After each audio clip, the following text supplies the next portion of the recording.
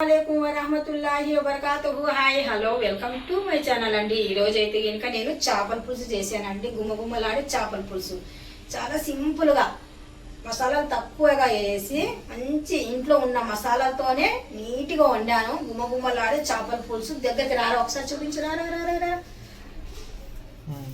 చూస్తున్నారు కదా ఇంత గుమ్మగుమ్మలాడే కర్రీ చూస్తే కనుక బాగా గ్రేవీ అనేది మనకు బాగా చిక్కగా భలేగా ఉంది. థిక్నెస్ అనేది ముక్క అనేది అస్సలు ఎక్కడ ముక్క అనేది ఇరగకుండా భలేగా ఉంది. ముక్క వేసేటప్పుడు ముక్క చేప ముక్క అనేది అలాగ వచ్చేస్తుంది. ఇంత చక్కగా చేసి చూపించాను. ఎలా చేసాం ఏంటి అనేది చూద్దాం. అయితే కనుక రండి చూద్దాం. ఈరోజు వెరైటీగా చేపలు వండుతున్నానండి. నేను చాలా వెరైటీగా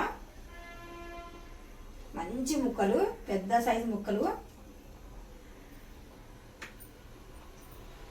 బాగా కడిగిన తర్వాత కొద్దిగా ఆయిల్ ఫ్రై చేసిన తర్వాత బాగుంటుంది అనేసి నేను ఫ్రై కోసం తీస్తున్నాను. ఇప్పుడు జస్ట్ ఫ్రై అంటే ఫ్రై కాదు, జస్ట్ ఫ్రై.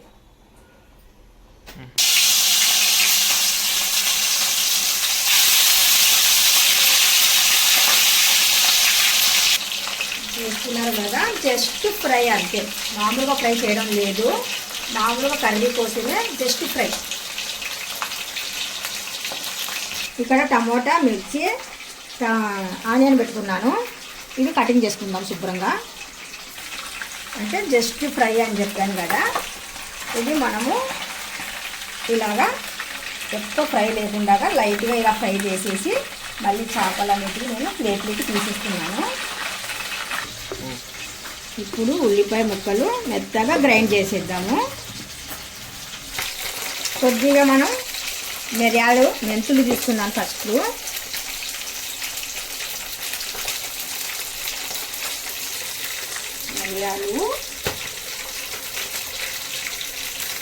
ధనియాలు, కొద్దిగా కసూరి మేథి, దాల్చిన లవంగాలు, జీలకర్ర. మొత్తానికి ఇవన్నీ మనము ఫ్రై చేసుకుందాము. ఆనియన్ నేను గ్రైండ్ చేసి పెట్టాను. నెక్స్ట్ వచ్చేసి టమోటా గ్రైండ్ చేసేద్దాం. టమోటాతో పాటు ఈ గరం మసాలాలో కూడా మనం యాడ్ చేసేద్దాము ఇప్పుడే.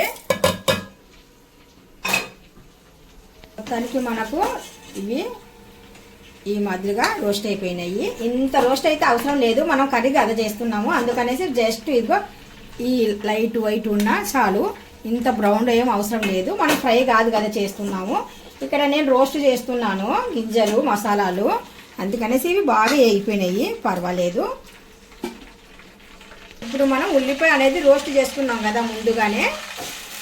ఉల్లిపాయ అనేది ఇందులో వేస్తున్నాను. బాగా పచ్చివాసన పోయేంత వరకు బాగా వేగనివ్వాలి ఇందులో.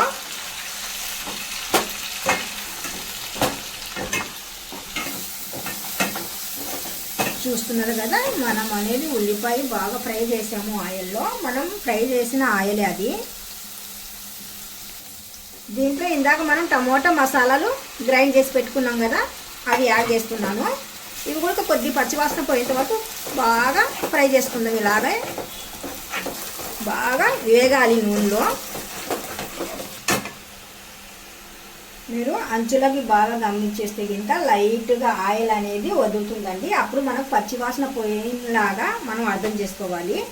ఇప్పుడైతే ఇంకా ఇందులో నేను కొద్దిగా పసుపు అనేది యాడ్ చేస్తున్నాను. మనకి చేపలకి పులుసుకి సరిపోయినట్టుగా కారం పొడి అనేది యాడ్ చేస్తున్నాను. ఇక్కడ మిర్చి కూడా యాడ్ చేస్తున్నాను. ఇవి ఒక్కసారి మనం అన్నీ బాగా కలిపేద్దాము. చింతపండు అనేది నానబెట్టాను కదండి. చింతపండు అనేది నానబెట్టిన తర్వాత దాన్ని పులుసు అనేది తీసాను అనమాట. ఇందులో యాడ్ చేసాం కదా. ఇప్పుడు మసాలాలు, పులుసు మొత్తం బాగా కలాలి ఇలాగా. దీంట్లో కొద్దిగా వాటర్ కూడా యాడ్ చేశాను ఇందాక నేను. ఇప్పుడు మనం ఇందులో సాల్ట్ లేదా ఉప్పు యాడ్ చేయాలి. చేపలకి చేపల్లో కూడా నేను సాల్ట్ వేయలేదు, అందుకనేసి చేపలకి మన కర్రీకి సరిపోయినట్టుగా ఇక్కడ నేను ఉప్పు అనేది యాడ్ చేశాను. ఇప్పుడు ఒక్కసారి బాగా కలిపేద్దామండి. ఇప్పుడు మొత్తం మసాలాలు వేసాం కదా, చిన్న చిన్నగా మనకు వాటర్ కూడా బాయిల్ అవుతుంది కదా. ఇప్పుడు మనం ఫ్రై చేసి పెట్టిన చేప ముక్కల్ని ఇందులో వేద్దాము. ఇలాగ ఉన్నా కానీ సరే పర్వాలేదు, ఇంత ఫ్రై అవసరం లేదు.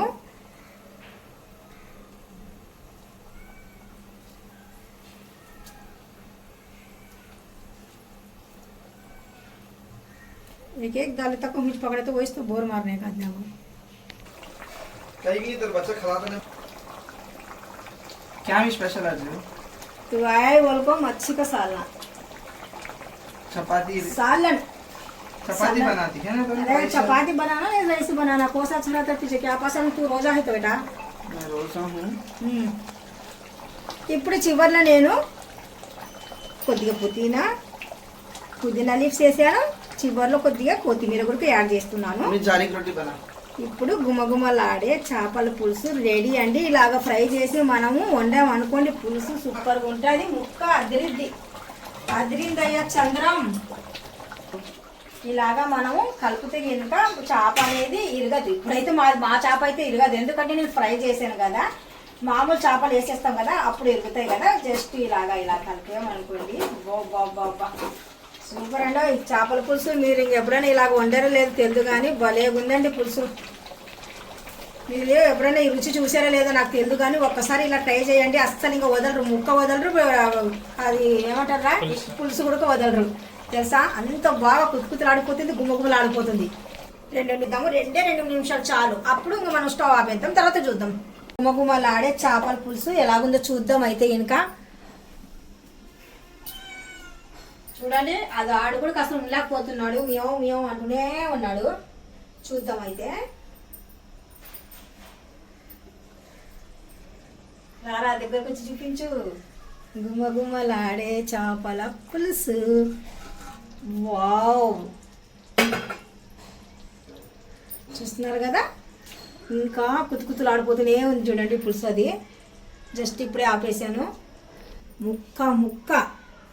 ముక్క అనేది మీకు అలాగే ఉంటుందండి. ఎంత ఉడికినా కానీ సరే పగలదు, ఇరగదు. ముక్క ఎలా ఉందో అలా ఉంటుంది. మనం పులుసు వేసేటప్పుడు కూడా ముక్క ఈజీగా తీయచ్చు.